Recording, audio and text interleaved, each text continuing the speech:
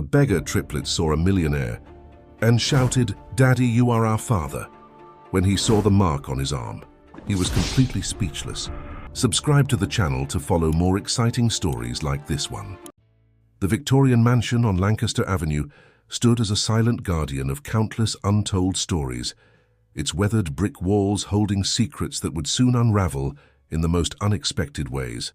Inside one of its converted apartments, Margaret Maggie Bennett's wrinkled hands trembled as she pressed them against her chest, her eyes fixed on the three identical 12-year-old girls huddled around her worn armchair.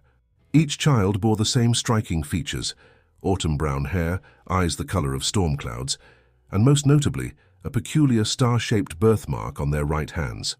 "Tell us again, Maggie," Lucy, the eldest of the triplets by 4 minutes, pleaded. "Tell us about the night you found us." Her sisters Emma and Sophie nodded eagerly, their matching star birthmarks gleaming faintly in the warm lamplight. Maggie smiled, though her heart ached with a familiar worry. At 72, she wasn't getting any younger, and the responsibility of caring for 3 growing girls weighed heavily on her mind. Still, she could never resist their request for this particular story. It had become their bedtime ritual, a reminder of how fate had brought them together on that bitter December night, 12 years ago. "It was the coldest winter London had seen in decades," Maggie began, her voice taking on the gentle cadence of a seasoned storyteller. "The wind howled like 1,000 lonely wolves, and the snow fell so thick you could barely see your hand in front of your face. I was returning from my evening shift at the library when I heard it, the faintest cry, almost lost in the storm." The girls leaned closer, though they knew every word by heart. Emma, the middle triplet, wrapped her arms around herself as if feeling that long-ago cold. Sophie, the youngest, reached for Maggie's hand, her small fingers intertwining with her adoptive grandmother's. There you were, tucked into a basket behind St. Mary's Church, 3 tiny angels wrapped in a single blanket, each of you no bigger than a loaf of bread, with those remarkable star marks on your hands. I couldn't leave you there, wouldn't have dreamed of it. The police searched, of course, but no one ever came forward. And you gave up your job at the library to take care of us," Lucy added softly, pride and guilt mingling in her voice. Maggie touched Lucy's cheek tenderly. "Best decision I ever made, my darlings. Though these days—" She paused, pressing her hand to her temple as a wave of dizziness washed over her. The room spun slightly, a occurrence that had become increasingly common over the past few weeks. "Maggie," Sophie's voice rose with concern, "are you feeling poorly again?" "Just a touch of tiredness, love, nothing to worry about." But Maggie knew it was more than that. The headaches had been getting worse, and the dizzy spells more frequent. She'd been putting off seeing a doctor, knowing they couldn't afford it. Her pension barely covered their basic needs as it was. The girls exchanged worried glances, a silent conversation passing between them as only triplets could manage. They'd noticed the changes in their beloved guardian, the way she moved more slowly, how she sometimes forgot things, the grimaces of pain she tried to hide. "Perhaps we should look for work," Lucy suggested. "Not for the first time. We're old enough now." The baker's wife said she might need help, and the florist mentioned— "Absolutely not," Maggie interrupted firmly. "Your job is to study and make something of yourselves. I won't have you sacrificing your education." Emma stood up suddenly, moving to the window that overlooked the busy London street below. In the fading evening light, she could see the towers of the financial district rising in the distance, their gleaming surfaces catching the last rays of the setting sun. Among them stood the imposing Blackwood Industries building, its distinctive architecture, a testament to the wealth and power of its owner. "Sometimes I wonder," Emma mused, her breath fogging the glass, "if our real parents are out there somewhere, if they ever think about us." Maggie's heart clenched. She'd wondered the same thing countless times over the years. Who could have left these precious children? What circumstances had driven them to such a desperate act? The girls rarely spoke of their biological parents, but Maggie knew they thought about them, especially when times were hard. "Whoever they are," Sophie said firmly, "they're not our real family. You are, Maggie. You chose us. That means more than anything." The old woman smiled through sudden tears, opening her arms. The girls rushed to embrace her, 3 pairs of arms holding her tight. As they huddled together in the warm circle of love they'd created, None of them could have guessed how their lives were about to change, or that the star-shaped marks they'd always seen as mere curiosities would soon lead them down a path that would transform their lives forever. Outside, the London traffic hummed its constant urban lullaby, while inside their modest apartment, 4 hearts beat as one, bound together by something stronger than blood, the choice to love, to protect, to belong. But as the night deepened and the girls finally headed to their shared bedroom, Maggie felt another wave of dizziness overcome her. This time, she couldn't hide the trembling in her hands or the way the room seemed to tilt beneath her feet. She looked down at her worn day planner, where she'd written the same note every day for the past week. Make doctor's appointment. Tomorrow, she decided firmly. Tomorrow, she would finally make that call. She couldn't bear the thought of leaving her girls alone in the world, not when they still had so much growing up to do. As she prepared for bed, Maggie whispered a prayer, not for herself, but for the 3 precious souls sleeping in the next room. Whatever happened, they needed to be prepared for the future. Something told her that their story was far from over, that those mysterious star-shaped marks held a significance none of them yet understood. But for now, in the quiet of their humble home, they had each other, and that had always been enough. The morning sun had barely peeked over London's skyline when Lucy awoke to the sound of breaking china. She bolted upright in bed, her heart racing, and looked across the room where her sisters still slept peacefully. The crash had come from the kitchen. "Maggie!" she called out, sliding her feet into worn slippers. The silence that followed sent chills down her spine. Lucy rushed to the kitchen, her sisters stirring behind her. The sight that greeted her made her blood run cold. Maggie lay unconscious on the floor, surrounded by fragments of her favorite teacup, her morning tea forming a small puddle beside her still form. "Emma! Sophie! Help!" Lucy's voice cracked as she knelt beside their guardian. Her sisters appeared in the doorway, their matching faces pale with shock. Emma immediately ran for the phone, while Sophie helped Lucy check on Maggie. "Her breathing's shallow," Sophie whispered, her medical knowledge from countless hours reading Maggie's old nursing books coming in handy. "But steady." The next few hours passed in a blur of ambulance sirens, hospital corridors, and concerned medical professionals speaking in hushed tones. The girls sat huddled together in the waiting room, their school uniforms wrinkled from the morning's chaos, their star-shaped birthmarks pressed together as they held hands. "Miss Bennett's condition is stable," the doctor finally informed them, "but she's fallen into a coma. We're running tests to determine the cause, but she'll need specialized care." He hesitated, looking at the 3 young girls with concern. "Is there an adult relative we can contact?" The sisters exchanged glances. There was no one else. Maggie had been their only family since that snowy night 12 years ago. "We'll need to contact social services," the doctor continued gently, "until your guardian recovers." "No!" Emma interrupted, standing up. "We can take care of ourselves. We're 12, not babies." The doctor's expression softened. "I understand this is difficult, but there are protocols we must follow. Without a legal guardian or the means to pay for Mrs. Bennett's care, we'll find a way," Lucy declared, her voice stronger than she felt. "Please, just give us a little time." Back in their apartment that evening, the girls gathered around their small kitchen table, a pile of Maggie's papers spread before them. Bills, bank statements, and medical documents painted a grim picture of their situation. "She's been hiding this from us," Sophie said quietly, holding up several past-due notices. "The headaches, the dizziness. She needed medical care months ago." Emma paced the small kitchen, her mind racing. "There has to be something we can do. We can't let them separate us." Lucy stared at her right hand, at the star-shaped mark that had always made them different. Something tugged at her memory, a conversation she'd overheard at school months ago. "Do you remember that new girl in our class, the one whose father works at Blackwood Industries?" Her sisters nodded, unsure where this was leading. "She was showing off a photo of her father with Mr. Blackwood at some company event. I saw something on Mr. Blackwood's hand when he was shaking hands in the picture, a birthmark just like ours." The kitchen fell silent as the implications sank in. Emma grabbed their worn laptop, quickly searching for images of William Blackwood, the billionaire industrialist whose company dominated London's financial district. Most photos showed him in suits at corporate events, his hands usually hidden in pockets or holding documents. But then Sophie spotted it. a charity gala photo where he was accepting an award. There on his right hand was an unmistakable star-shaped mark. It could be a coincidence, Sophie whispered, but her voice lacked conviction. 3 identical triplets with the same unusual birthmark as one of the wealthiest men in London.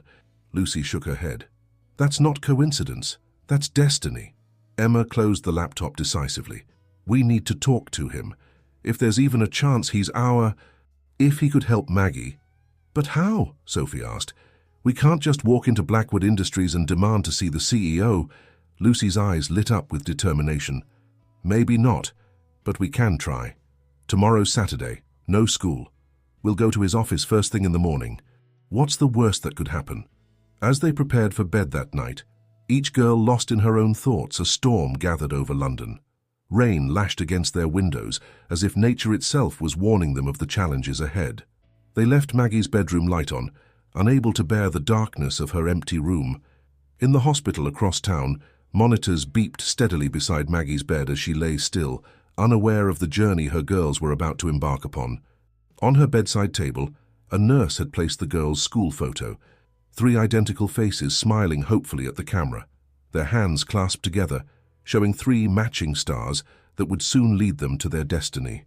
The sisters fell asleep that night in the same bed, drawing comfort from each other's presence, their matching birthmarks seeming to glow faintly in the darkness. None of them could have imagined how their desperate plan would set in motion a chain of events that would uncover long-buried secrets and transform not only their lives, but the lives of everyone connected to their story. Saturday morning dawned grey and threatening over London as the triplets stood before the gleaming Blackwood Industries tower. The building seemed to pierce the low-hanging clouds, its glass and steel facade reflecting their nervous expressions as they approached the revolving doors. Lucy, always the leader, straightened her second-hand coat and addressed her sisters. Remember the plan. We say we have important information about Mr. Blackwood's family. It's not even a lie. The security guard at the desk barely glanced up as they approached, his expression bored and dismissive. Can I help you? We need to see Mr. Blackwood, Emma stated, trying to sound more confident than she felt. It's about a family matter. The guard's eyebrows rose slightly. Mr. Blackwood doesn't take unscheduled appointments, especially on weekends. If you'd like to leave a message... Please, Sophie interrupted, stepping forward. It's extremely important. We have to talk to him about this. She held up her hand, showing the star-shaped birthmark.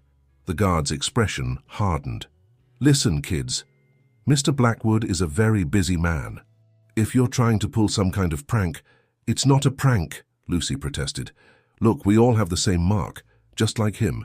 We think he might be our... Out, the guard ordered, standing up. Before I call the police. Rain had started to fall as they exited the building, their hopes dampened but not extinguished. They spent the next several hours trying different approaches, waiting by the underground parking entrance, attempting to speak to employees entering and leaving the building, even trying to send notes through the mail slot. By mid-afternoon they were wet, cold, and growing desperate. Their funds only stretched to a shared sandwich from a nearby cafe, where they huddled in a corner booth, watching the rain streak down the windows. We could try his house, Emma suggested, pulling out a crumpled magazine article she'd printed from the library. It showed William Blackwood's magnificent estate in Richmond. It's not that far. Sophie looked worried. But we barely have enough for the tube fare back home. Then we walk, Lucy decided. Maggie needs us. We can't give up now. The journey to Richmond took hours. By the time they reached the elaborate gates of the Blackwood estate, darkness was falling, and the rain had become torrential.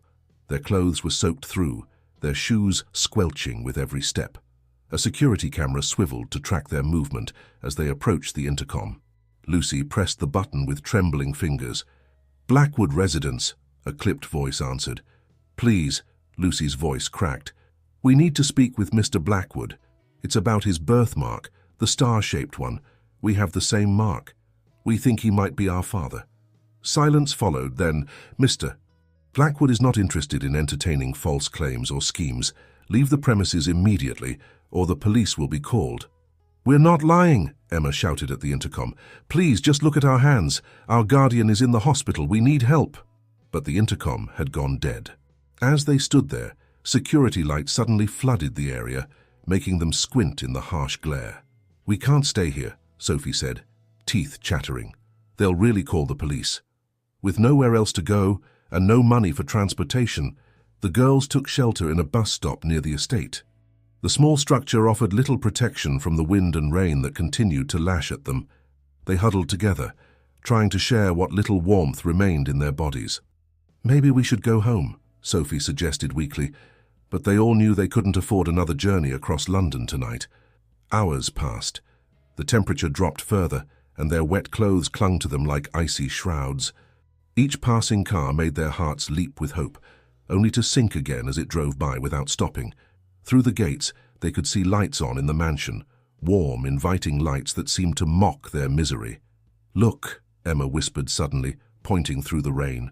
A woman was visible through one of the ground-floor windows, her elegant silhouette clear against the light. Elizabeth Blackwood, William's wife, heavily pregnant with what the magazines called the heir to the Blackwood fortune. "She looks so warm," Sophie murmured, her voice thick with unshed tears. "Do you think she knows about us? About our mother?" Lucy wrapped her arms tighter around her sisters. "We don't even know about our mother. We don't know anything except that we have his mark." As midnight approached, the girls' conditions deteriorated. Their bodies shook uncontrollably, their breath coming in ragged gasps. The cold had settled deep in their bones, and each cough echoed ominously in the quiet night. "Maggie would be so worried if she knew where we were," Emma whispered, her voice hoarse. "Remember how she always said we had to stick together no matter what?" Sophie nodded weakly. "She said we were her little stars because of our marks, said we fell from heaven just for her." Through the gates, they watched as the lights in the mansion gradually went out, one by one, until only the security lights remained. The contrast between their situation and the luxury so close yet so far away seemed like a cruel joke of fate. None of them slept that night. They drifted in and out of consciousness, holding on to each other as the rain continued its relentless assault. By dawn, their faces were flushed with fever, their bodies racked with chills that went bone deep.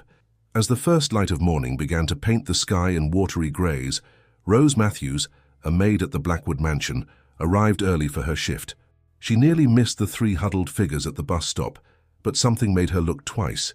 What she saw made her gasp in horror. Three identical girls, soaked to the skin, clearly ill, with an expression of desperate hope that broke her heart. What she did next would change not only their lives, but her own as well, setting in motion events that would shake the very foundations of the Blackwood family.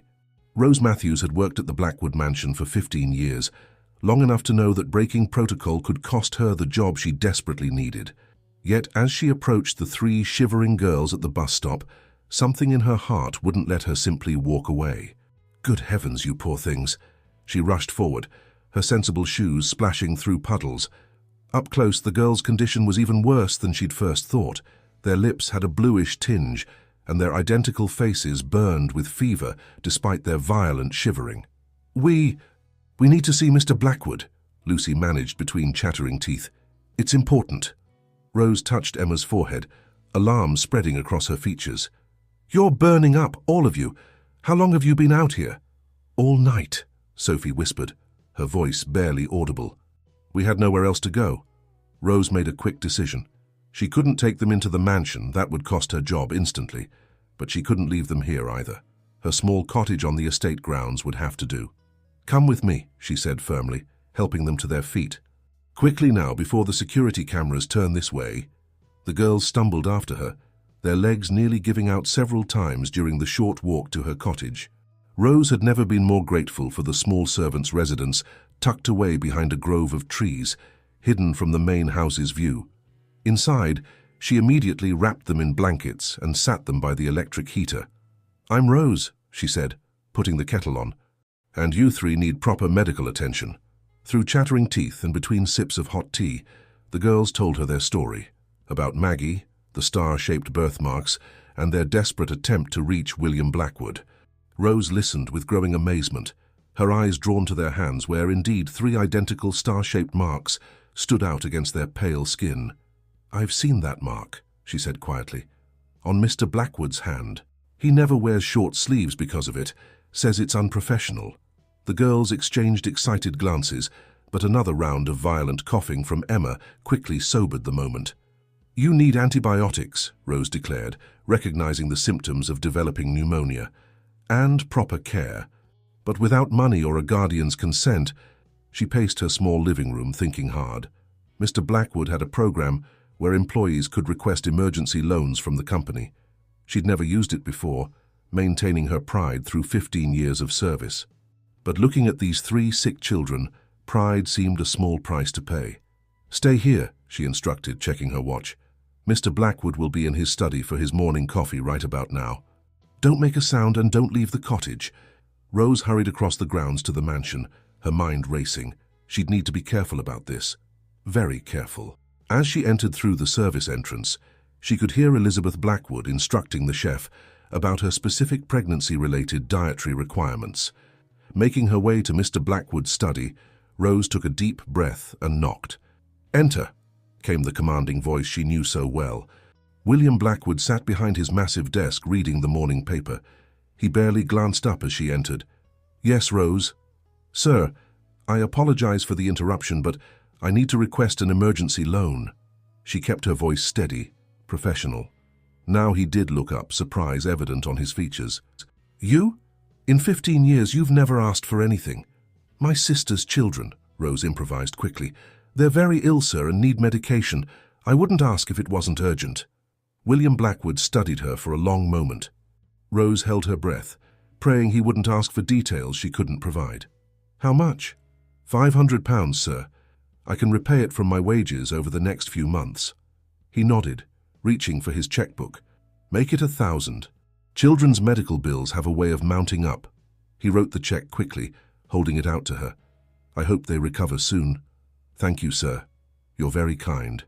Rose's hand trembled slightly as she took the check, guilt warring with necessity in her heart. As she turned to leave, something made her pause. "Sir, may I ask, that birthmark on your hand, the star-shaped one, is it unusual?" William Blackwood's expression darkened immediately. "That will be all, Rose." She hurried from the study, the check clutched in her hand, feeling both like salvation and a terrible weight. On her way out, she nearly collided with Elizabeth Blackwood, who was walking slowly down the hallway, one hand resting on her prominent belly. "Sorry, madam," Rose murmured, stepping aside.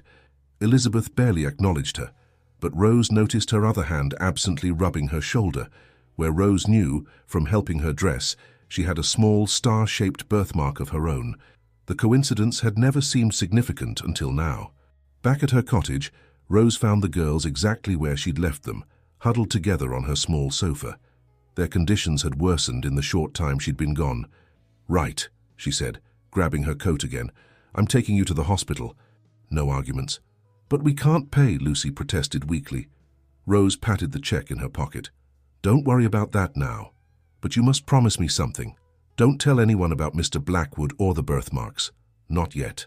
The timing has to be right, or they'll never believe you." As she bundled the girls into a taxi, Rose couldn't shake the feeling that she was now irrevocably part of something much bigger than herself. She'd risked her job and lied to her employer, but looking at these 3 sick children, she knew she'd do it again in a heartbeat. What she didn't know was that her act of kindness would soon set off a chain of events that would bring long-buried secrets to light, forever changing the lives of everyone involved, including her own. Elizabeth Blackwood had always prided herself on maintaining perfect control over her life. As the wife of one of London's most prominent businessmen, she'd carefully crafted every aspect of her public image. But now, 8 months pregnant and battling constant discomfort, she found herself restless and unable to sleep. That's how she found herself, quite unexpectedly, at St. Mary's Hospital for her routine pregnancy checkup, several hours earlier than scheduled. The morning sun had barely risen, casting long shadows through the hospital corridors as she made her way to the obstetrics ward. "Mrs. Blackwood," Dr. Peterson seemed surprised to see her so early. "Is everything all right?" "Just restless," Elizabeth admitted, one hand resting on her swollen belly. "I thought I might as well come in early for my appointment." The doctor nodded sympathetically. "I'm just finishing rounds in pediatrics, but I'll be with you shortly. Would you like to wait in my office?" Elizabeth declined, deciding instead to walk the quiet hospital corridors to ease her back pain. As she passed the pediatric ward, voices drifted through a partially open door. "Their fevers are still dangerously high," a nurse was saying. "Poor things must have been out in that dreadful storm all night, and no parents to contact." Elizabeth wasn't sure what made her pause. Perhaps it was the maternal instincts awakening within her, or simply curiosity. Through the door's window, she could see 3 identical girls lying in hospital beds pushed close together, their faces flushed with fever. "The social worker will be here soon," another nurse replied, though that kind maid who brought them in offered to stay until. Elizabeth's breath caught as one of the girls turned in her sleep, her right hand falling onto the white hospital sheets. There, clear as day, was a star-shaped birthmark identical to the one her husband so carefully concealed. Her hand flew to her own shoulder, where beneath her expensive blouse lay a matching mark, the thing that had first drawn her to William. This shared uniqueness. They'd always wondered if their child would inherit it. But here were 3 girls, identical triplets no less, bearing the same mark. Elizabeth's mind raced. The timing would be right. These girls looked about 12, and she knew William had been briefly involved with someone from his company before they met. He'd never spoken of it, but his sister had once mentioned it after too much wine at Christmas. Elizabeth pushed the door open before she could stop herself. The nurses looked up, startled to see the elegantly dressed woman entering the ward. "Mrs. Blackwood, are you lost? The obstetrics ward is—" "These girls," Elizabeth interrupted, her voice tight with emotion. "Where did they come from?" The nurses exchanged uncertain glances. "They were brought in early this morning with severe pneumonia. A maid from your estate, actually." Elizabeth moved closer to the beds, studying the girls' faces. Now that she looked properly, she could see William in their features, the same proud nose, the same curve of the eyebrows. How had she not noticed them at the gates yesterday? The security team had mentioned some children causing a disturbance, but she'd been too absorbed in her own discomfort to pay attention. As she stood there, one of the girls, Sophie, though Elizabeth didn't yet know her name, opened her eyes. Fever-bright and confused, she stared at Elizabeth for a long moment before whispering, "You have it too, don't you?" The star mark. Elizabeth's hand went to her shoulder again automatically. "Yes," she whispered back. "Yes, I do." Something shifted inside Elizabeth in that moment. All her carefully constructed plans for the perfect family, all her fears about sharing William's attention with the baby, they seemed suddenly small and selfish in the face of these 3 sick children who might be her husband's daughters. "Please," Sophie's voice was barely audible. "We just wanted to ask for help for Maggie. She's sick too, and we didn't know what else to do." Elizabeth made a decision then, one that would change everything. She pulled out her phone and dialed William's number. "Darling," she said when he answered, her voice brooking no argument, "you need to come to St. Mary's Hospital immediately. There's something you have to see." She paused, looking at the 3 fever-stricken girls. "And William? Bring your lawyer." As she ended the call, Elizabeth lowered herself carefully into a chair between the hospital beds. Reaching out, she took one of Sophie's hot little hands in hers, then Lucy's, then Emma's. The nurses watched in amazement as the usually reserved Mrs. Blackwood began humming softly, a lullaby her own mother used to sing. "Rest now," she told the girls gently. "Everything's going to be all right." And for the first time, she truly believed it would be. The baby inside her kicked strongly, as if in agreement. Elizabeth smiled, imagining not just the one nursery being prepared at home, but rooms for 3 more children. Her heart, which she thought was full to bursting with love for her unborn child, somehow expanded to make room for 3 more. The morning light grew stronger, touching the 4 star-shaped birthmarks in the room, 3 on small, fever-hot hands, and 1 hidden beneath expensive silk. Outside in the corridor, hurried footsteps approached as William Blackwood rushed toward a reunion he never expected, and a truth he could no longer deny. William Blackwood strode through the hospital corridors with the purposeful gait of a man accustomed to controlling every situation. But today was different. His wife's cryptic phone call had stirred something in him, a memory he'd tried to bury 12 years ago. He paused outside the pediatric ward, his right hand unconsciously moving to cover the star-shaped birthmark he'd hidden for so long. Through the window he could see Elizabeth sitting between 3 hospital beds, her pregnancy making her movements gentle and deliberate, as she tended to 3 identical faces he couldn't quite make out. "Mr. Blackwood?" A nurse approached him. Your wife asked us to expect you. Please come in." The moment he stepped into the room, time seemed to stop. There, lying in 3 beds, were 3 identical girls, each bearing the same mark he'd spent years concealing. But it wasn't just the birthmarks that made his heart stutter. It was their faces, faces that brought him back 12 years to another face he'd tried so hard to forget. "Sarah," he whispered, though he hadn't meant to speak aloud. Elizabeth looked up sharply. "You recognize their mother in them?" William moved closer, his legs feeling unusually unsteady. The girls were awake now, their fever-bright eyes fixed on him with a mixture of hope and apprehension. One of them, Lucy, though he didn't yet know, held up her right hand, displaying the star-shaped mark that mirrored his own. "We tried to tell the security guards," she said, her voice hoarse. "We tried to show them the marks." Memories flooded back, overwhelming in their intensity. Sarah Collins, his brilliant young marketing executive from 12 years ago, their whirlwind romance, conducted in secret because of their professional relationship. The way she'd disappeared suddenly, leaving only a resignation letter that spoke of personal reasons. "Sarah Collins," he said, his voice thick with emotion. "She worked in marketing. There was a romance," Elizabeth finished for him, her voice surprisingly gentle. "William, these girls have your mark, they have your features, and they've been trying desperately to reach you because their guardian is ill." Emma struggled to sit up in her bed. "Maggie found us when we were babies. She gave up everything to raise us. Now she's in a coma and we don't have anyone else." "Except maybe you," Sophie added quietly. William sank into a chair, his usual commanding presence diminished by the weight of revelation. "Sarah never told me she was pregnant. She just had disappeared. She was afraid," Lucy explained, recounting what they'd learned from their research. "We found old newspaper articles.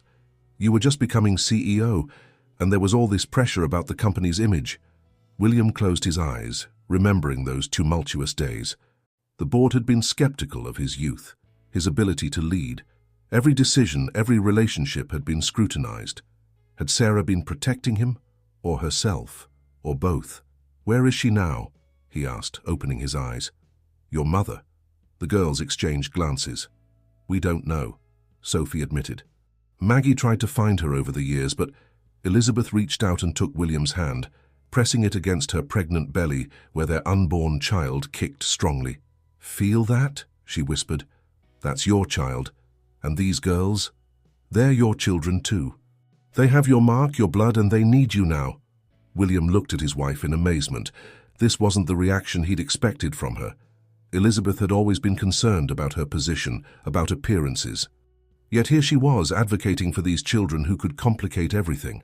"They were out in the storm all night," Elizabeth continued, her voice trembling slightly, "trying to reach you. They're sick because they were desperate to save the woman who raised them. The woman who did what we should have been doing all these years." A sob escaped Emma, quickly followed by a harsh cough.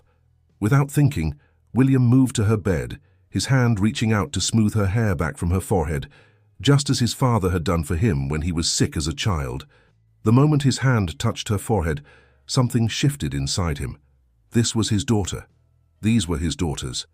He'd missed 12 years of their lives, but he was here now. "The lawyer will be here soon," he said, his voice rough with emotion. "We'll sort everything out. Maggie's care, custody arrangements, everything." "You believe us?" Lucy asked, hope blooming in her tired eyes. William held up his right hand, displaying his star-shaped birthmark. "I believe in what I can see with my own eyes, and what I can feel in my heart." Rose Matthews, who had been hovering anxiously in the doorway, finally stepped forward. "Sir, I should explain about the loan."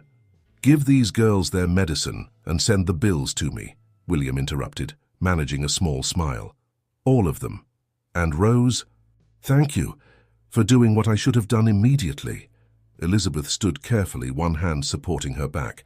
"We should call the estate manager. Those rooms in the East Wing, the ones we were saving for the nursery overflow, they'll need to be prepared." "But Maggie," Sophie protested weakly, "we can't leave her." "We're not leaving anyone behind," Elizabeth said firmly. "There's plenty of room at the estate for everyone who belongs there." As if to emphasize her point, a nurse appeared with the girls' latest test results. "The antibiotics are working," she announced. "Their fevers are finally coming down." William looked at the 3 precious lives he'd nearly missed knowing, then at his wife who was showing him what true grace looked like, and finally at his own birthmark, no longer a source of self-consciousness, but a beacon that had led his family back. Together. Outside the hospital window, the morning sun had fully risen, its rays touching the 5 people in the room who shared the same celestial mark. Sometimes, William realized, the stars align in ways we never expect, showing us paths we never knew existed. The east wing of Blackwood Manor had stood silent for years, its elegant rooms waiting for purpose. Now, on a crisp autumn morning, 2 weeks after the hospital revelation, those rooms buzzed with activity as decorators and staff prepared for their new occupants. Elizabeth Blackwood supervised the preparations from a comfortable armchair, her hand resting on her growing belly as she directed the placement of 3 identical 4-poster beds.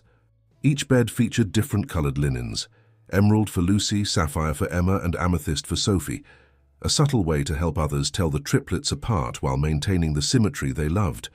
The bookshelves for Emma's medical books should go by the window, she instructed, remembering how the middle triplet had spent hours poring over hospital texts during their recovery. And make sure Sophie's art supplies are arranged exactly as she specified. The past 2 weeks had been a whirlwind of legal proceedings, medical treatments, and adjustments. William had spared no expense in providing the best care for both the girls and Maggie, who had been transferred to the manor's medical wing under round-the-clock professional care.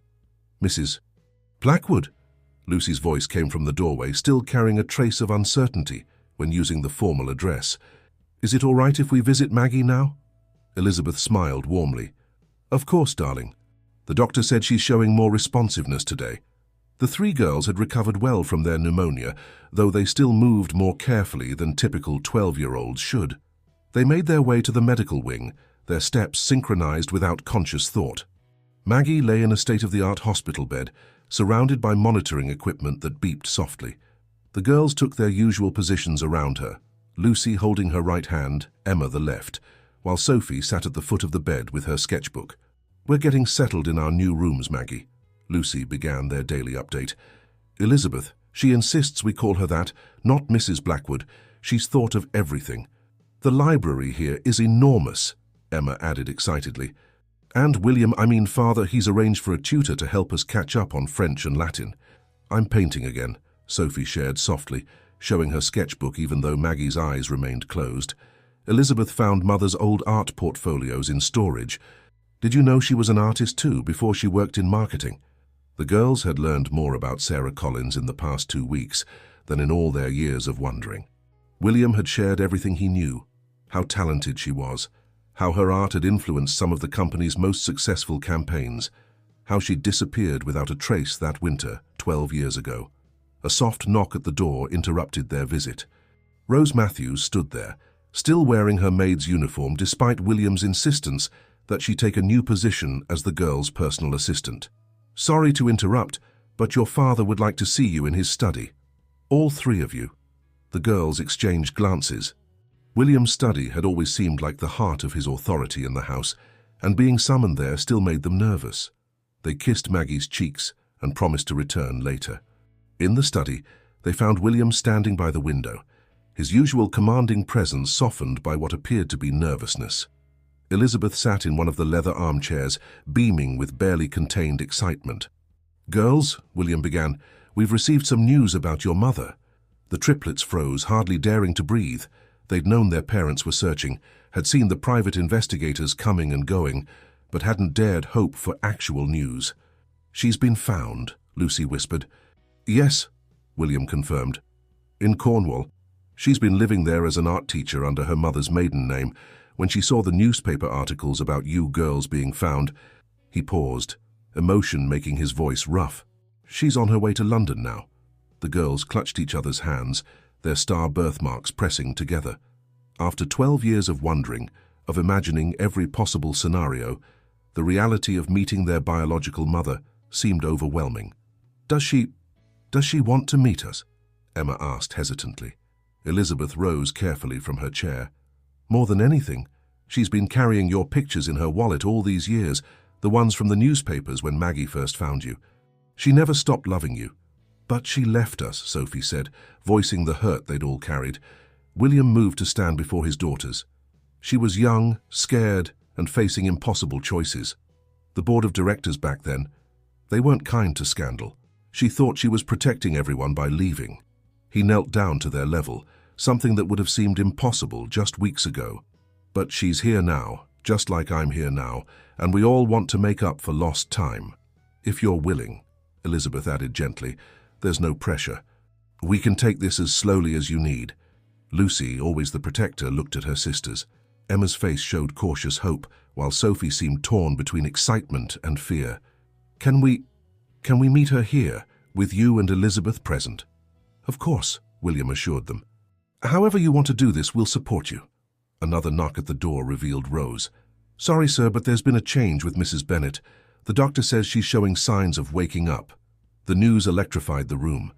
Without waiting for permission, the girls ran for the medical wing, their footsteps echoing through the halls. William helped Elizabeth to her feet, and they followed at a more sedate pace. In the medical wing, they found the girls crowded around Maggie's bed, where her eyes were indeed fluttering. The doctor monitored her vital signs as she finally opened her eyes. My stars, she whispered hoarsely, looking at the 3 tear-streaked faces above her. My precious stars. As Maggie's awareness gradually returned, the girls introduced her to William and Elizabeth, explaining everything that had happened. Instead of the jealousy or possessiveness some might have expected, Maggie's face showed only joy and relief. I always prayed you'd find your way home, she told the girls, her voice growing stronger, though I didn't expect it to be quite such a grand home. Elizabeth took Maggie's hand. You gave these girls everything when they had nothing. You're as much their mother as Sarah or me. There will always be a place for you here. As the autumn sun set outside, casting long shadows through the manor's windows, the expanded family shared their first meal together in Maggie's room. Tomorrow would bring new challenges, meeting Sarah, adjusting to their new lives, learning to be a family. But for now, they were content to simply be together, their matching birthmarks a reminder that some bonds are written in the stars. Sarah Collins stood in the grand entry hall of Blackwood Manor, her artist's eyes taking in every detail of the magnificent space, while her heart thundered in her chest. At 42, she was still striking, with the same storm-grey eyes that her daughters had inherited, though years of guilt and regret had left their marks in the fine lines around them. They're ready to see you, Rose announced softly, appearing from a side door. In the conservatory. Sarah nodded, unable to find her voice. She followed Rose through the manor, clutching a worn leather portfolio to her chest like a shield. Inside were hundreds of sketches.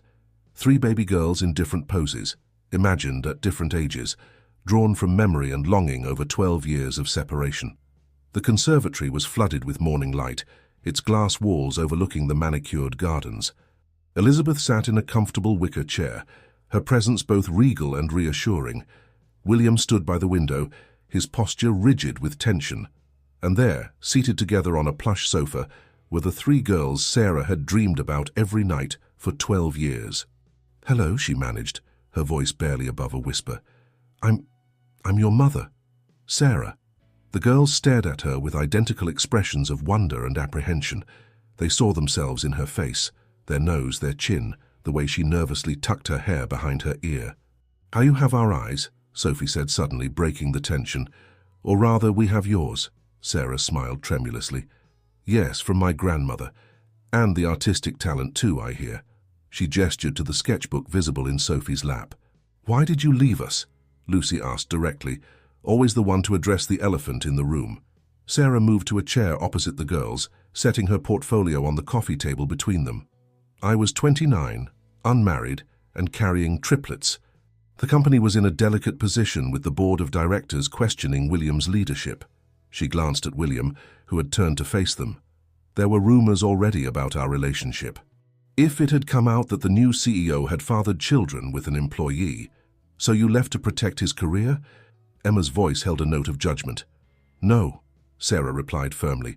I left because I was terrified. The board members were already making veiled threats about my position. I convinced myself that disappearing was the best solution for everyone. She opened her portfolio with trembling hands. But I never stopped thinking about you. Never stopped drawing you, imagining you growing up. The girls leaned forward, gasping as they saw the hundreds of sketches. Page after page of babies, toddlers, young girls, all with their faces, captured in moments that had never happened but had lived in their mother's imagination. "May I?" Sophie asked, reaching for the portfolio. Sarah nodded, watching as her daughters pored over the drawings together. "You gave us star marks in all of them," Lucy observed, touching her own birthmark unconsciously. "I hoped you'd have them," Sarah admitted. "When I saw you all did, in those newspaper articles about William finding his long-lost daughters, I nearly collapsed. I'd been teaching art in a small coastal town, trying to convince myself I'd done the right thing. But seeing you, knowing you were alive and well, but how did we end up at the church?" Emma asked the question they'd all wondered about for years. Sarah's eyes filled with tears. "I had a plan. My aunt ran a small boarding house in Scotland. She agreed to help me raise you there, away from all the scandal. But when you were born, there were complications. I was very ill, in and out of consciousness. When I finally recovered, they told me you hadn't survived." A collective gasp filled the room. Elizabeth leaned forward, her hand protectively covering her belly. "Who told you that?" "The private nursing home where I'd gone to hide my pregnancy. They showed me 3 tiny graves." Sarah's voice broke. "I later learned they were involved in illegal adoptions, but by then, the place had been closed down and everyone had disappeared. I thought I'd lost you forever." William finally spoke, his voice thick with emotion. "If I had known, if you had told me about the pregnancy, would it have made a difference?" Sarah asked quietly. "Back then, with everything at stake?" "Yes," William said firmly. "Family should always come first. I know that now." Elizabeth rose carefully from her chair and approached Sarah. "Show us more of the drawings. Tell us about all the moments you imagined, all the dreams you had for them. They're not lost anymore. We can make new memories now." As Sarah turned the pages, describing each scene she'd imagined, the girls gradually moved closer. Sophie sat beside her, comparing her own sketching techniques to her mother's. Emma asked about the medical complications during the birth, her nascent doctor's mind hungry for details. Lucy listened intently, watching how Sarah's hands shook when she spoke of losing them, noting how her eyes constantly darted between their faces, as if afraid they'd disappear. Would you draw us now?" Sophie asked suddenly. "As we really are?" Sarah's face lit up. "I'd love nothing more." As she began to sketch, capturing her daughter's true faces for the first time, the atmosphere in the conservatory shifted. The morning light caught the star-shaped birthmarks on their hands, mother and daughters connected by more than just genetics. William watched from his position by the window, seeing how Elizabeth had instinctively moved to sit behind the girls, her protective presence a reminder that family wasn't just about blood or birthmarks. And somewhere in the Manor's medical wing, Maggie Bennett was growing stronger each day, her love for these children having kept them safe until they could find their way home. The sound of Sarah's pencil on paper filled the peaceful silence, creating not just an image but a bridge between past and present, between loss and recovery, between imagination and reality. They all had much to learn about being a family, but in that sun-filled room, watching art and love flow from Sarah's skilled hands, it felt like they'd taken the first step on that journey together. The library at Blackwood Manor had always been Elizabeth's sanctuary, but now it echoed with the gentle chaos of 4 girls doing their homework. The triplets sat around the massive oak table, textbooks spread before them, while Elizabeth reclined on her favorite chaise, reviewing their French exercises between bouts of practice contractions. "I still don't understand why we need to learn Latin," Emma grumbled, though her medical textbooks, already sprinkled with Latin terms, suggested otherwise. "Because," Elizabeth replied, shifting to find a more comfortable position, "your father insists that a proper education includes classical languages, though between us, I found it dreadfully boring at your age too." The girls giggled, still delighting in these moments when Elizabeth shared confidences with them. Over the past month, she had become far more than their father's wife or their soon-to-be sibling's mother. She had become their friend, their confidant, and in many ways another mother figure in their expanding family. "Elizabeth?" Sophie looked up from her sketchbook, where she'd been illustrating Latin vocabulary words. "What does it feel like? The baby moving?" Elizabeth's face softened. "Come here, all of you." The girls needed no second invitation. They gathered around the chaise, eager for what had become a familiar ritual. Elizabeth guided their hands to different spots on her belly. just as the baby began one of its regular acrobatic routines. "There!" Lucy exclaimed as she felt a strong kick. "Right where my hand is." "Your brother or sister is quite the footballer," Elizabeth laughed. Then she gasped slightly, her hand flying to her side. "Another contraction?" Emma asked, immediately switching into what they'd begun calling her doctor mode. "Just practice ones," Elizabeth assured her, though Dr. Peterson says it won't be long now, perhaps another week. The girls exchanged excited glances. The imminent arrival of their sibling had become a major topic of discussion, especially after they'd helped Elizabeth decorate the nursery. They'd spent hours debating names, choosing stuffed animals, and learning about baby care from the manor's experienced staff. "I hope the baby has the mark too," Sophie said quietly, touching her own star-shaped birthmark, like in Sarah's drawings. The mention of their biological mother brought soft smiles to everyone's faces. Sarah had taken a small cottage on the estate grounds, close enough for daily visits, but far enough to give everyone space to adjust. She spent her mornings teaching art at a nearby school and her afternoons with the girls, making up for lost time through shared drawings and stories. "Speaking of Sarah," Elizabeth said, "she mentioned you've been practicing something special for the baby. Would you like to show me?" The girls hurried to their school bags, pulling out their music sheets. They'd been taking singing lessons, inspired by discovering that both Sarah and Maggie loved music.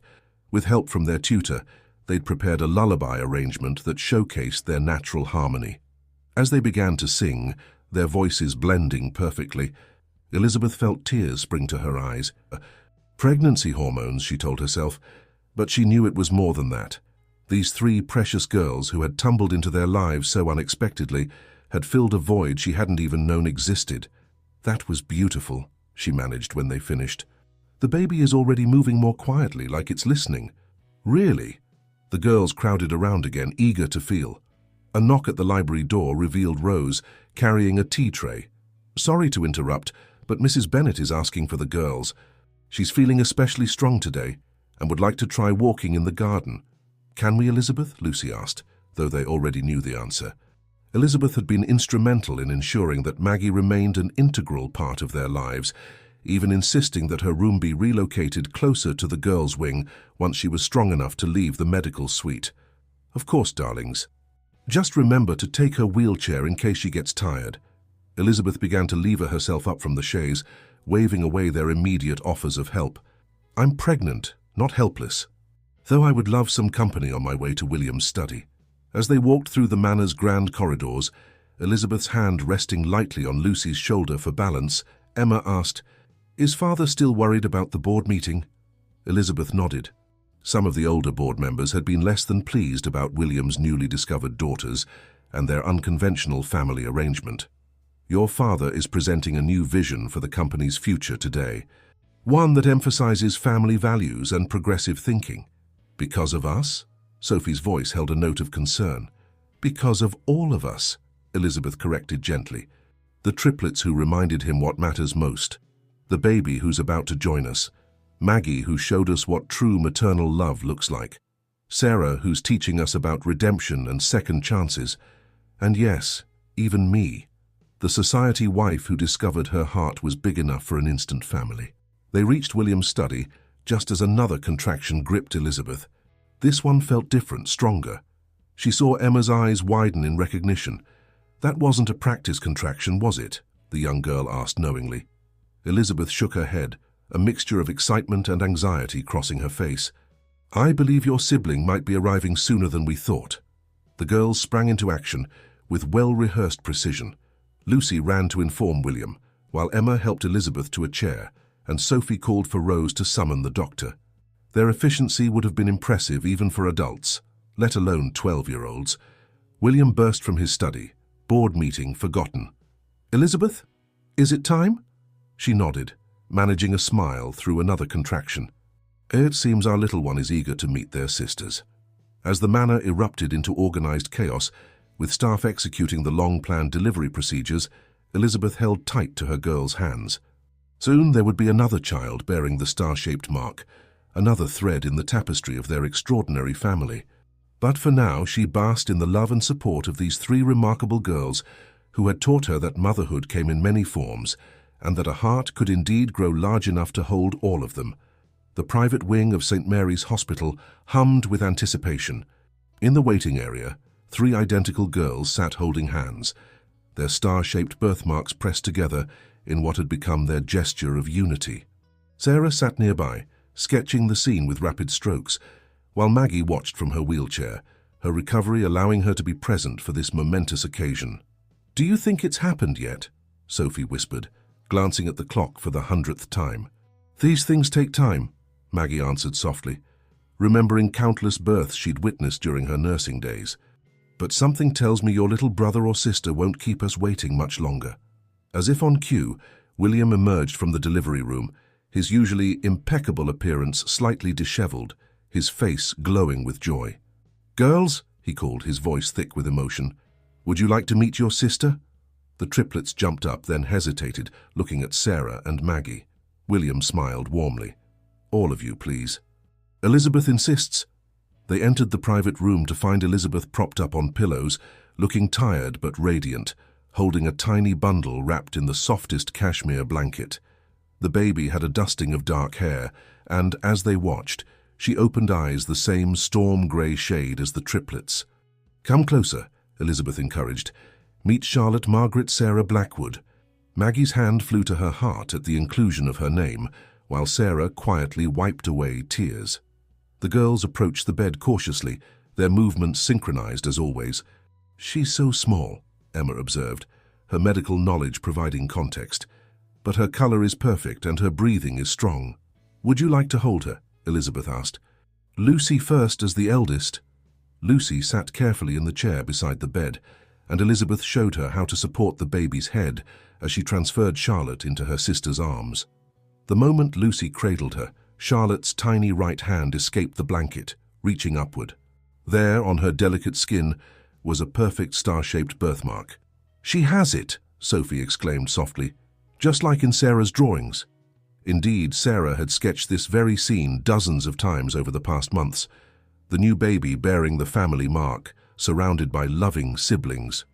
But reality, they all agreed later, was far more beautiful than any drawing could capture. Each of the triplets took turns holding Charlotte, speaking to her softly and promising all the things they would teach her. Emma vowed to help her learn to read, Sophie promised to show her how to draw, and Lucy pledged to always protect her, just as she'd always protected her own sisters. "I think," William said, watching his daughters together, "that Charlotte is the luckiest baby in London. She has 3 magnificent big sisters, 2 additional mothers who will shower her with love, and a family that proves blood is just the beginning of what makes people belong together." Elizabeth reached for his hand, squeezing it gently. "And a father who learned that his heart was big enough to love them all." Maggie wheeled closer to the bed, her eyes misting as she watched the scene unfold. "When I found 3 tiny babies on that cold night, I never imagined I'd end up with such a grand family." She looked around the room at each face, the triplets she'd raised, Sarah who'd carried them, Elizabeth who'd embraced them, and William who'd finally recognized them. "Love makes room for more love," she added softly. "It always has." Sarah moved to the window, her artist's eye capturing the way the afternoon light illuminated the scene. She began to sketch quickly. The triplets clustered around baby Charlotte, their 4 star marks aligned like a constellation of their own.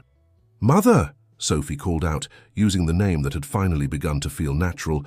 "Come see!" "Charlotte has your chin too." Sarah joined the group around the bed, her heart full at being included so completely in this moment. The past months had taught her that redemption was possible, that love could bridge even the widest gaps time and circumstance created. "I see something else familiar," Elizabeth said, smiling at her stepdaughters. "She has that same determined look you 3 get when you're concentrating. Heaven help us when she's old enough to join your schemes." The room filled with gentle laughter, mindful of the newborn who had already drifted off to sleep in Emma's arms. Outside the hospital window, London continued its busy pace, unaware that within these walls, a family that had once been fragmented by fear and circumstance had been made complete by love and forgiveness. William watched his 4 daughters together, remembering how close he'd come to missing out on this joy. The board meeting he'd abandoned to be here suddenly seemed trivial. Let them question his priorities. He knew now what truly mattered. 5 stars, he mused aloud, looking at the birthmarks that had brought them together. 5 points of light guiding us home. 6, Elizabeth corrected softly, touching her own shoulder where her star mark lay hidden. Our own private constellation. As if in response, baby Charlotte yawned and opened her eyes again, gazing at each face around her with that unfocused newborn stare that somehow seemed to hold all the wisdom of the universe. In that moment, they were more than just a family. They were a miracle brought together by fate, choice, and love. The afternoon sun painted the hospital room in warm gold, touching each star-shaped mark with its light, as if nature itself was blessing this extraordinary family and the new life they would build together. 2 months after Charlotte's birth, Blackwood Manor had settled into a new rhythm, one that moved to the tempo of midnight feedings and afternoon lullabies. The once austere mansion now echoed with the sounds of life, baby coos, sister giggles, and the gentle harmony of a family finding its groove. On this particular autumn morning, the library had been transformed into an impromptu classroom. Lucy, Emma, and Sophie sat cross-legged on the Persian carpet, surrounding baby Charlotte, who lay on a soft blanket, while Sarah taught them the art of infant portraiture. The key is to capture the essence of movement, Sarah explained, her pencil dancing across the paper. Babies never stay still for long, so you have to learn to sketch quickly. Sophie's tongue poked out in concentration as she tried to capture Charlotte's dimpled smile. Emma was more interested in accurately depicting the anatomical details of tiny fingers and toes, while Lucy focused on catching the play of light on their baby sister's star-shaped birthmark. Elizabeth watched from her favorite chaise, a stack of corporate reports forgotten in her lap. Motherhood had changed her in unexpected ways. The society events that once filled her calendar now seemed pale compared to these precious family moments. "Look!" Charlotte suddenly burbled, reaching toward the ceiling with both hands. All 5 star marks in the room seemed to shimmer in the morning light, streaming through the tall windows. "She's getting stronger every day," Maggie observed from her armchair, where she sat knitting what appeared to be yet another baby blanket. Her recovery had progressed remarkably, though she still used a cane for longer walks. Soon she'll be crawling after her big sisters. A soft knock at the door revealed Rose, who had embraced her new role as family coordinator with characteristic efficiency. "Mr. Blackwood would like everyone to join him in the conservatory. He says he has an announcement." They found William standing among the exotic plants, practically bouncing with barely contained excitement, a far cry from the stern businessman he'd been just months ago. "I've just come from the board meeting," he announced as they gathered around. The triplets exchanged worried glances. They knew some board members still questioned the scandal of their existence, despite William's best efforts to manage the publicity. "And?" Elizabeth prompted, adjusting Charlotte in her arms. "And?" William's face broke into a broad smile. "They've unanimously approved our new Family First corporate initiative. Starting next month, Blackwood Industries will offer comprehensive parental leave, on-site childcare and educational support for all employees' children." Sarah's hand flew to her mouth. "William, if such policies had existed 12 years ago..." "Exactly," he said softly. "No one should ever have to choose between their career and their family. You helped me see that, all of you." He looked at each face in turn, the daughters he'd nearly lost, the woman who'd raised them, the wife who'd opened her heart to them all, and the baby who represented their future. "There's more," he continued. "The board has also approved the establishment of the Margaret Bennett Foundation for Child Welfare." He turned to Maggie, whose eyes widened in surprise. "Your dedication to 3 abandoned babies showed me what true parental love looks like.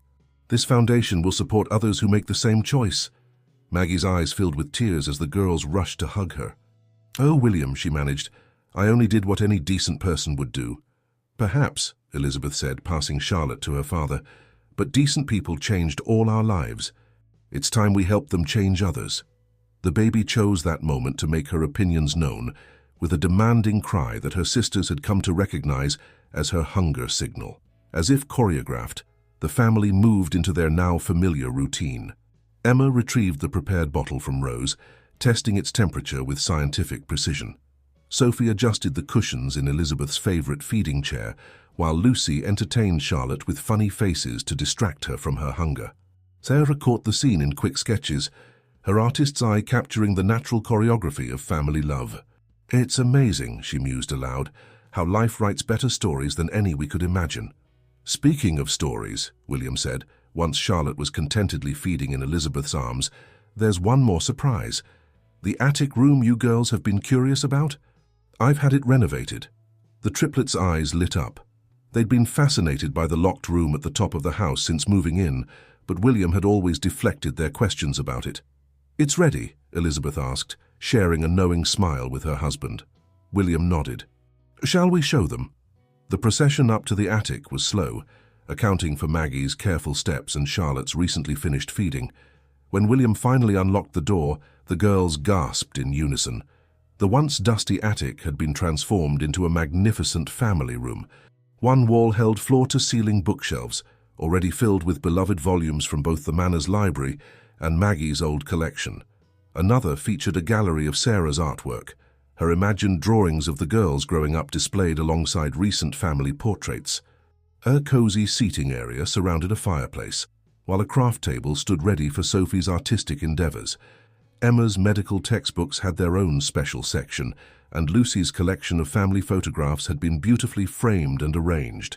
But the centerpiece was a massive family tree, painted directly onto the largest wall. It showed not just the Blackwood lineage, but included Maggie's family, Sarah's heritage, and branches yet to be filled, all connected by painted stars that matched their birthmarks. This is our story, William said softly. All of us. Not just our past, but our future too. As if understanding the significance of the moment, Charlotte cooed happily, her tiny hand reaching toward the painted stars that represented her extraordinary family. The real marks on their hands seemed to glow in response, a private constellation that had guided them home to each other. The great hall of Blackwood Manor sparkled with fairy lights on a crisp December evening, exactly 1 year after 3 desperate girls had spent a stormy night at a bus stop, hoping to find their father. Now those same girls stood before a mirror in their East Wing bedroom, adjusting each other's party dresses. "Can you believe it's been a year?" Lucy asked, helping Sophie straighten her emerald green sash. "Sometimes it feels like yesterday, and sometimes it feels like we've always been here." "Look," Emma said, holding up her right hand, where her star-shaped birthmark seemed to shimmer in the evening light. "They're extra bright tonight." It was true. All their birthmarks had taken on a peculiar luminescence, as if responding to the significance of the date. Tonight was not just the anniversary of their discovery. It was also Charlotte's christening celebration, deliberately chosen to coincide with the day that had changed all their lives. A soft knock at the door revealed Elizabeth, radiant in a midnight blue gown, with 6-month-old Charlotte in her arms. The baby wore a christening gown that had been in the Blackwood family for generations, carefully altered by Maggie to incorporate tiny embroidered stars around the hem. "Are you ready, darlings?" Elizabeth asked. "The guests are arriving." The girls nodded, but before they could leave, Sarah appeared in the doorway. She wore a simple but elegant dress, and in her hands she held a large, wrapped package. "Before we go down," she said, "I wanted to give you this. All of you." She looked at Elizabeth, including her in the moment. "It's taken me months to complete."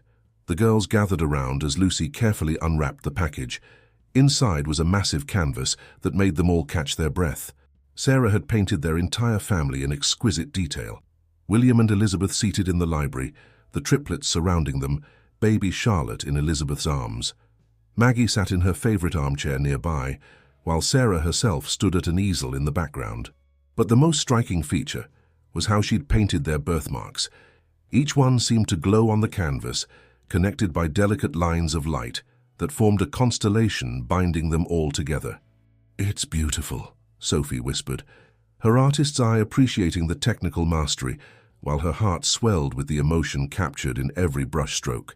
"It belongs in the attic room," Emma decided, referring to their special family space. "With the family tree." Before they could say more, Rose appeared to hurry them downstairs. The great hall had been transformed for the celebration, with hundreds of tiny stars suspended from the ceiling. The guest list included not just London's elite, but also the hospital staff who had cared for the girls, the nurses who helped Maggie recover, and even the kind desk clerk from the library where Maggie used to work. William stood at the foot of the grand staircase, greeting guests with a warmth that would have seemed impossible a year ago. When he saw his family descending, his face lit up with pride and joy. The christening ceremony itself was intimate and powerful. As the priest blessed Charlotte, he spoke not just of her birth family, but of the extraordinary circumstances that had brought them all together. Maggie and Sarah stood as godmothers, their hands linked as they made their promises to guide and protect the child. When the priest asked for the baby's full name, William's voice rang out clear and strong. Charlotte Margaret Sarah Elizabeth Blackwood. 4 names for the 4 women who had shaped their family's destiny. Later, as soft music played and guests mingled, the family gathered in a quiet corner of the hall. Charlotte, wide awake and curious, reached out to touch each of their birthmarks in turn. As she did, something magical seemed to happen. Each star mark glowed briefly, creating a circle of light that only they could see. "Look what I found in the attic yesterday," Maggie said softly, pulling an old astronomy book from her bag. She opened it to a marked page that showed a small 6-starred constellation. "It's called the Family Star. Ancient astronomers believed it appeared to guide lost loved ones home. Just like our marks guided us home," Lucy realized, squeezing her sister's hands. William cleared his throat, emotion making his voice rough. "I have an announcement," he said. "The board approved it this morning. Blackwood Industries is being renamed to Blackwood and Stars Enterprises." "Stars?" Emma asked, her eyes wide. "Yes," Elizabeth answered, smiling. "Because it's no longer just a family business. It's the business of helping families. The Margaret Bennett Foundation is expanding, and Sarah will head our new arts education initiative. And," William added, "when you girls are older, there will be places for all of you, if you want them. Emma in our medical research division, Sophie in creative development, Lucy in strategic planning. But no pressure, no expectations. You're free to choose your own paths." "We already have," Sophie said softly. "We chose this family, all of us in our own ways." Sarah wiped away a tear as she watched Charlotte grab for the star-shaped pendant Elizabeth wore, a Christmas gift from William that matched their birthmarks. "Sometimes the best families are the ones we build ourselves," she mused. "Through love," Maggie added. "And forgiveness," Elizabeth continued. "And trust," William finished. Above them, the suspended stars twinkled in the candlelight, casting gentle shadows that danced across their faces. Charlotte laughed, a sound of pure joy that seemed to encapsulate everything they'd gained in the past year. Later that night, long after the guests had gone and Charlotte was sleeping peacefully in her nursery, the family gathered in the attic room. Sarah's new painting had been hung alongside the family tree, and Maggie's astronomy book lay open on a table. As they sat together, sharing memories and making plans for the future, their birthmarks glowed softly in the dim light. 6 points of a constellation that had guided them through darkness to find each other. Outside, snow began to fall, just as it had on that fateful night 12 years ago, when Maggie first found 3 tiny babies with star-shaped marks on their hands. But now the stars had multiplied, forming a constellation of love that would guide generations to come. For in the end, their story wasn't just about birthmarks or bloodlines. It was about the choice to love, the courage to trust, and the faith to believe that sometimes the family you're meant to have is written in the stars.